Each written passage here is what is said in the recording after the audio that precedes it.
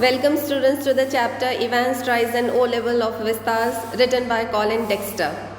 A chapter where very dexterously all the characters have been woven together in such a manner that it is brought out that if people think that criminals don't have a mind, they are wrong.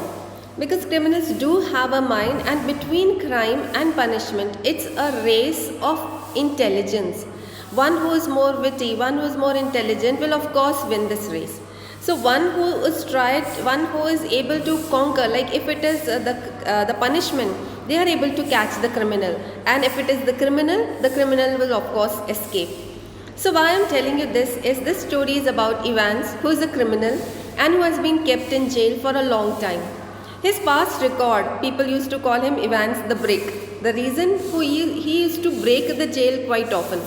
And people were always aware that he could make another trial or another break. There's the governor of the prison. He's always called the governor here. And this man, he is par excellent. Like he pays attention to all minute details, everything. And this man knows that Evans has this past record and is very cautious. Now this time Evans, he comes up with a strange request. And that request is that sitting inside the jail, he wants to get some academic qualification. And he says that there is a German course available in the prison. Yes, you must be knowing that prisoners, of course, living inside or there inside the jail also can get some academic qualification and nobody can deny them. So this man Evans said, I want to appear for the basic level, that's called the O level of the German language. Now there they have levels. Here we have classes, they are the courses, there they have levels. And Evans said that I want to appear for this O level, the basic course of the German language. So nobody could deny him. Now the governor, knowing the past record, he thought for a while, but then he allowed Evans.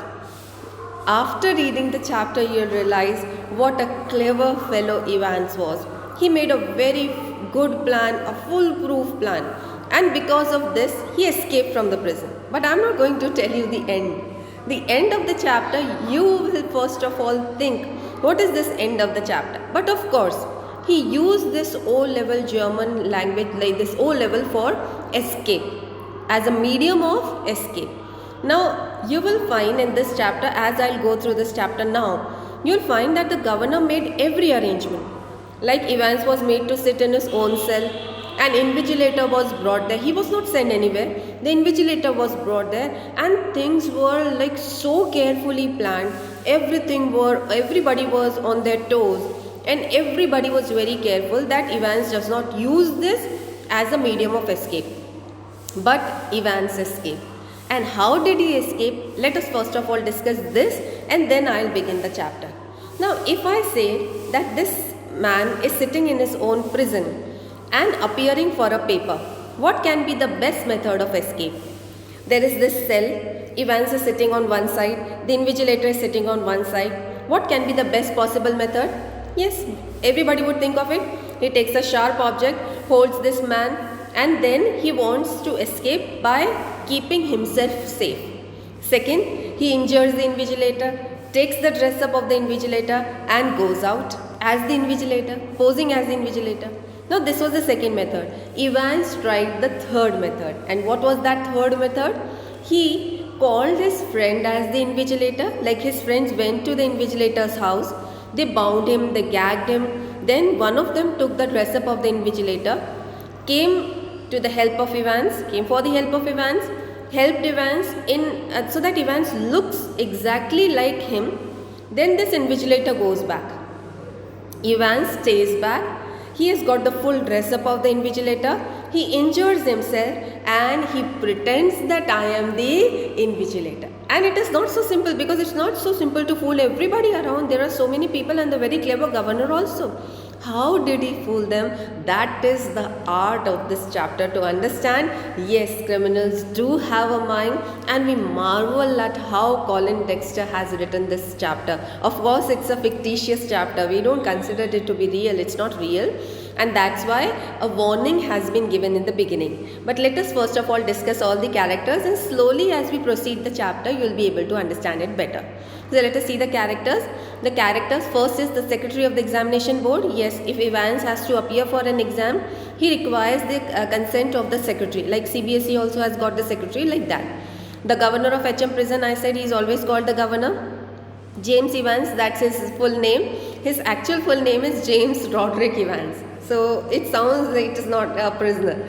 Then he is not a prisoner. Then Mr. Jackson, a prison officer, and Mr. Stephens, a prison officer. But you must remember, Jackson is the senior prison officer and Stephens is the junior. Then the Reverend S. McCleary, who came as the invigilator. Okay. Then Mr. Carter is detective superintendent and Mr. Bell is the detective chief inspector.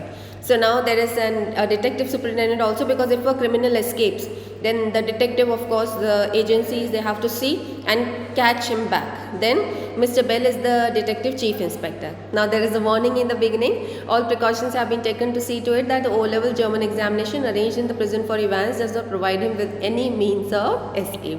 And this is a warning given to us in the beginning. So let us begin this chapter. Begin from which place? Evans made a request to the governor.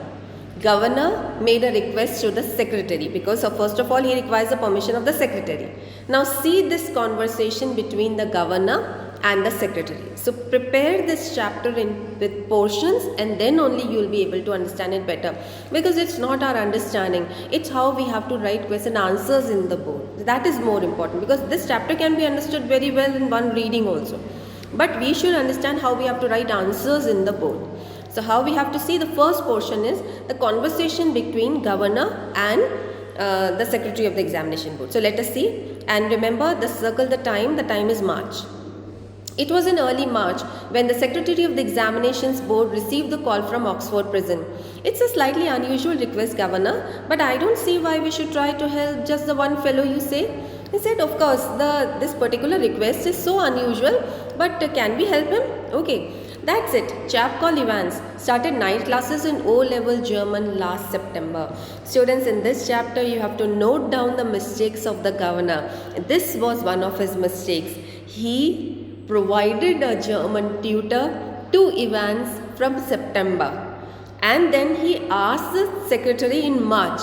So from so many months that German tutor had been coming, but the governor never took notice of who that German tutor was. So this was one of his mistakes. Now usually teachers don't start this chapter like that. They just begin the chapter and then towards the end they tell everything. But when we know that Evans is going to escape, it's better that we deal this chapter in that manner. But I'm not going to tell you the end. That end we'll see afterwards. So let's see it. Then, is he any good? He was the only one in the class, so you can say he has had individual tuition all the time. Really, would have cost him a packet if he had been outside. Well, let's give him a chance, shall we? That's jolly kind of you. What exactly is the procedure now? Oh, don't worry about that. I'll be sending you all the forms and stuff. What is his name you say, Evans?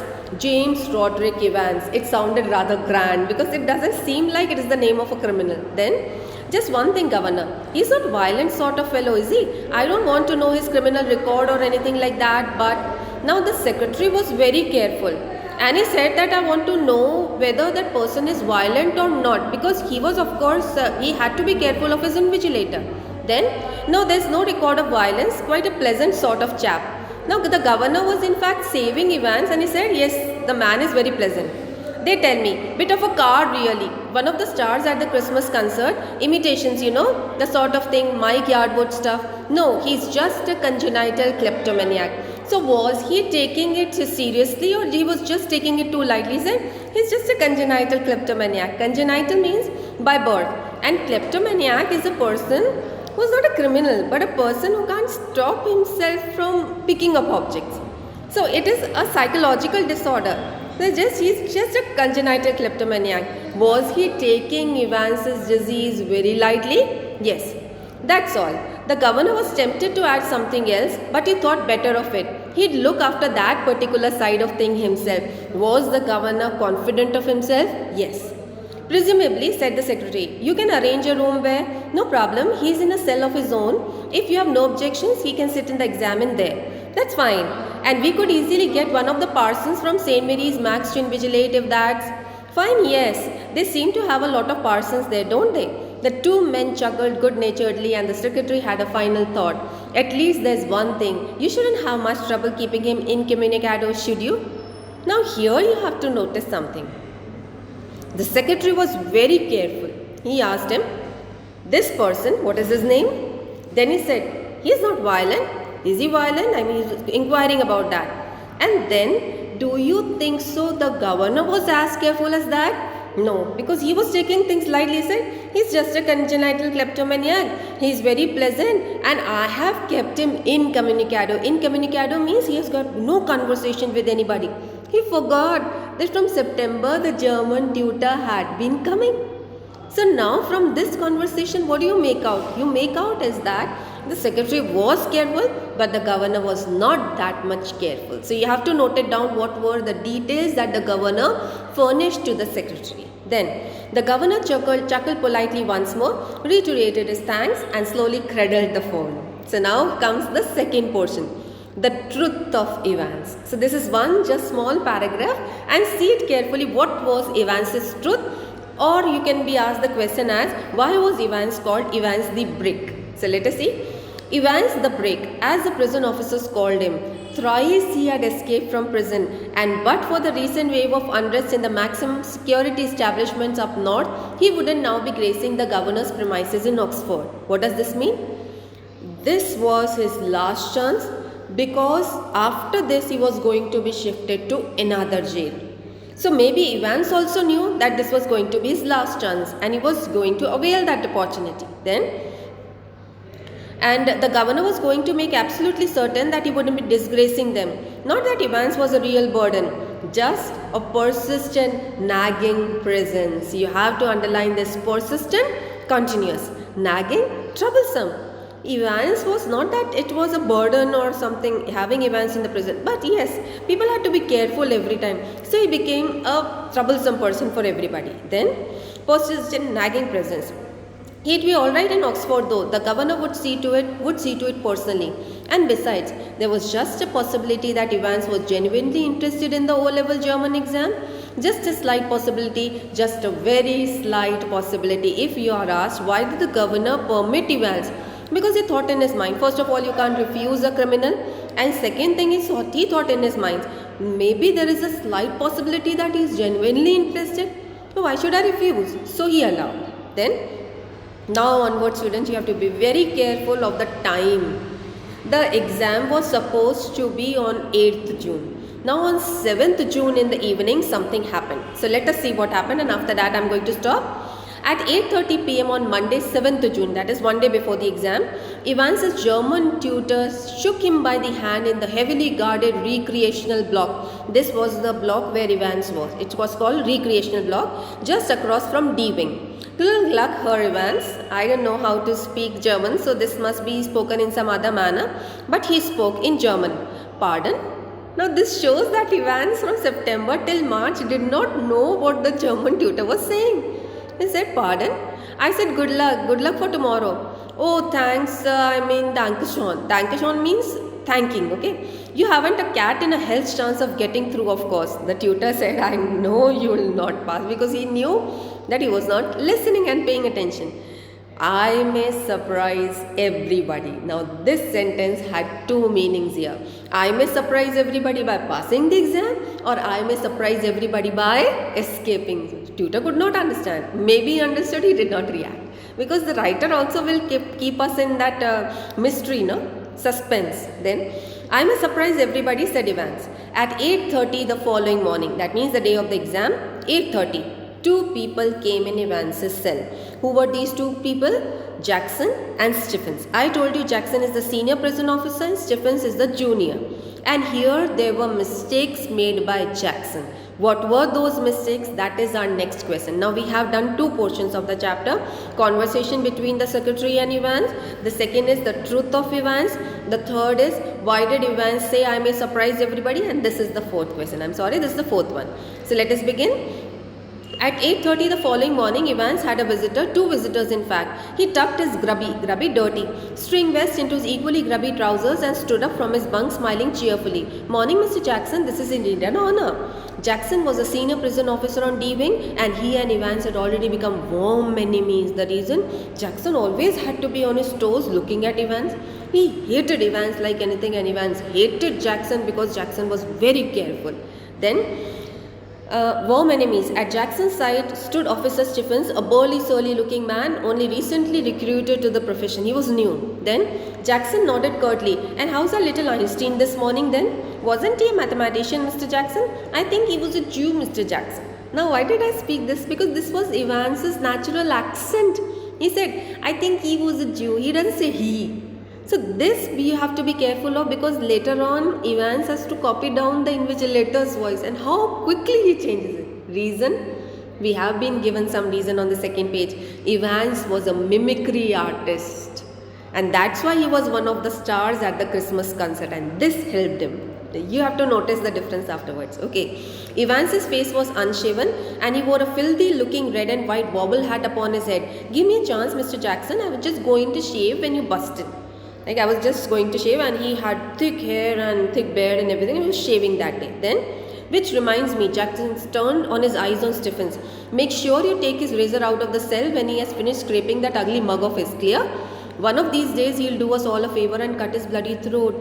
Jackson was being very careful that each and every sharp object was taken out. Was he doing his part? Yes, but he too made a mistake. And what was that? For a few seconds, Evans looked thoughtfully at the man standing ramrod straight in front of him.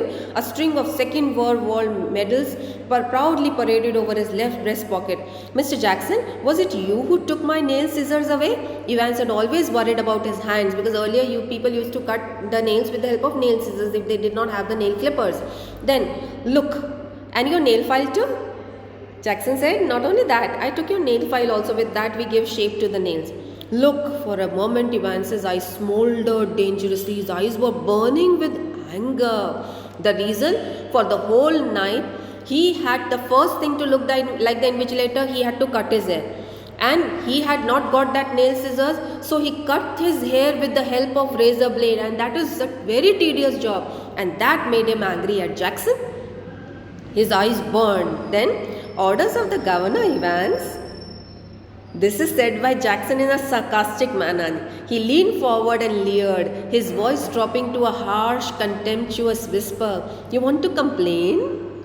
He knew Evans cannot complain. Said, you want to complain? Then, because you know both of them were warm enemies. Evans shrugged his shoulders lightly. The crisis was over. You've got half an hour to smarten yourselves up, Evans, and take that bloody hat off. Me? At?